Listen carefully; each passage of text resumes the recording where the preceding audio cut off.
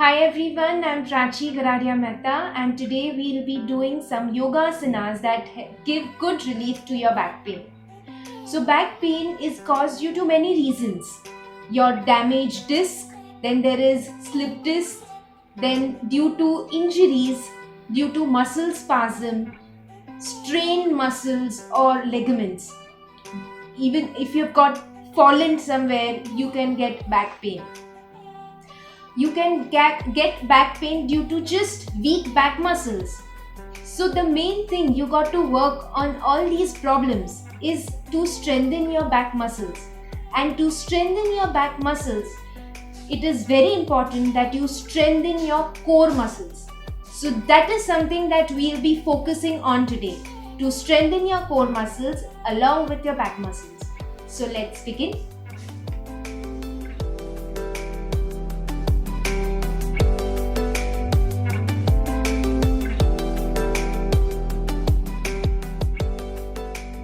The first practice that we'll do is cat and cow position, that is Mandrasana.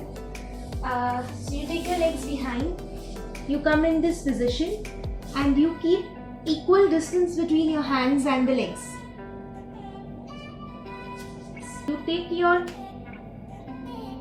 chest up and relax your shoulders down and you raise your head up. Form a curvature at your back, especially your lower back region. Press your metatarsal region on the floor and you just be there, maintain, keeping your breathing very normal. You maintain there for at least 12 to 15 breathing cycles. After that, you take your head down and form a hunch of your back, like a camel. You feel that stretch in your hip region and lower back muscles, and you be there, maintain. Maintain there again for 10 to 12 or 12 to 15 breathing cycles.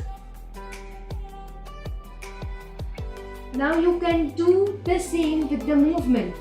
So you raise your head up, take your abdomen down completely, form a curvature and then again up, form a hunch. Again, up, down, and you do the same with the movement.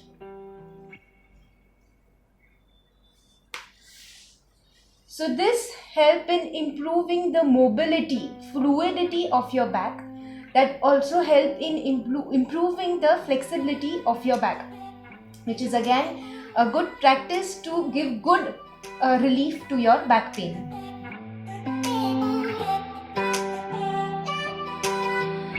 So the next practice is Utthita Ekpadasana.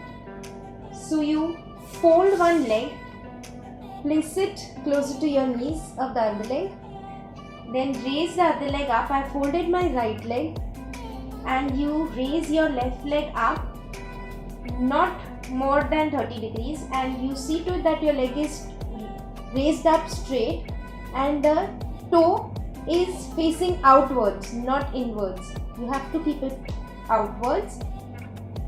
Press your back, especially your lower back region, on the floor and keep tucking in your pelvic region.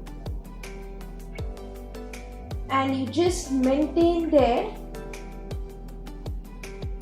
keeping your breathing very normal, and you release. You can do the same with the movement. It's very important to tuck in your abdomen, your pelvic region. Keep tucking it throughout the practice. That really helps in strengthening your core muscles, which is again needed for your back.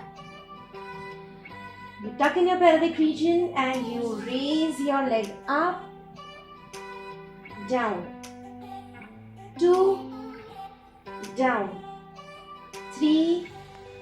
down, 4, down, 5, down. You can go for 10 to 20 rounds of the same. You straighten your right leg. Similarly, you fold your left leg and raise your right leg up. Stretch your right toes out. Be there, maintain. Bring it down, and you do the same with the movement. 1. Tuck in your pelvic region, keeping your breathing very normal. 2, 3, 4, 5. And just release and relax.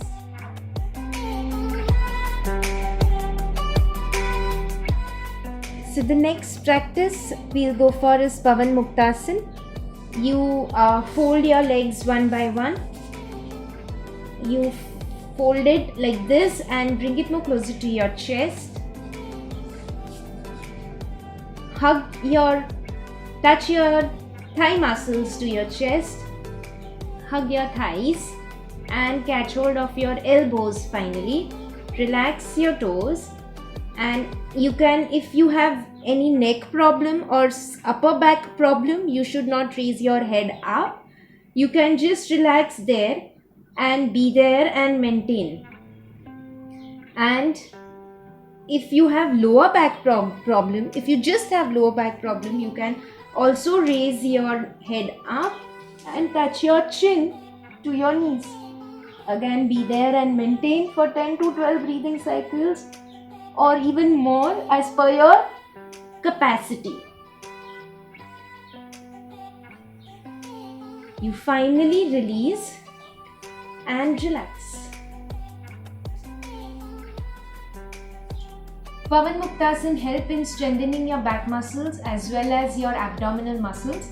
It greatly helps in improving your digestion and releasing gas issues, releasing your gas. And at the same time it helps in strengthening your legs. So it's a very good practice for your back pain.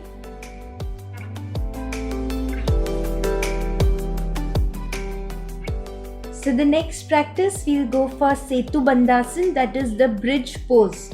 So you take your both the legs and fold it one by one. Place your palms closer to your body. Bring your feet more and more closer to your hip region. Now again, you tuck in your pelvic region and you just keep tucking in, and then finally you raise your back up as much as you can and you be there, maintain. Keeping your breathing very normal, keep stretching it. This really helps in strengthening your back muscles, strengthening your quadriceps, your hamstring muscles, thigh muscles. And you release and relax.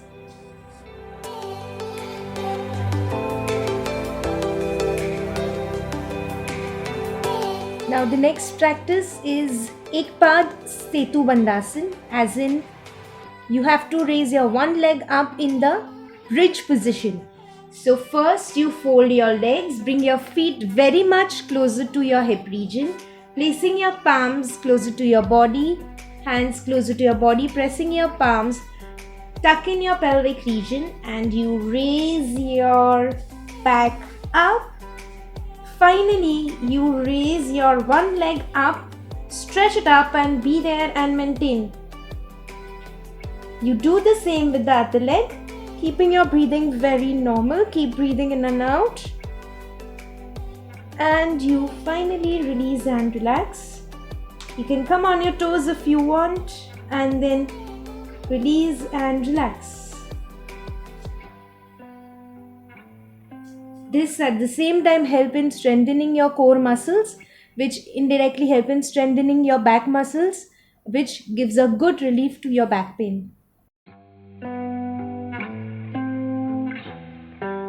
Okay, the next practice we'll go for is Tadaki Mudra. we call it Tadagi. Tadag means lake. So you fold your legs and you have to tuck in your abdomen. So when you tuck in your abdomen, the posture is like a lake. This is the mountain and this is the lake. So here you first breathe in, you breathe out. When you breathe in, your stomach goes out. When you breathe out, your stomach goes in. Okay, now you have to hold your breath out and tuck in your abdomen in as much as you can. So before that, you need to loosen your abdomen out because you're already holding your breath out, so your abdomen is in. So for that, you need to loosen up your abdomen and then finally tuck in, holding your breath out. Let's do it together. You breathe in, breathe out.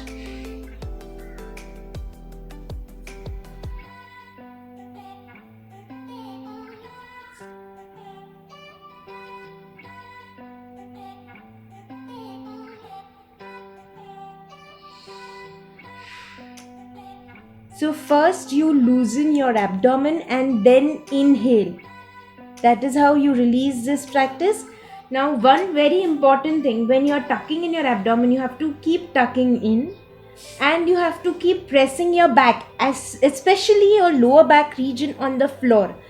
So that not just help in strengthening your core muscle but also your back muscles again, which is very good for your back. Gives a very good relief to your back pain. Now, for how long you should maintain this practice? Now that really depends on your lung capacity. You can first begin for holding it up to 10 counts, then maybe 15 counts. Then eventually you can exceed up to 30 counts 1 minute, but it has to be very gradual. If you are a beginner, you should just start with 10 counts or 15 counts and gradually increase the counts.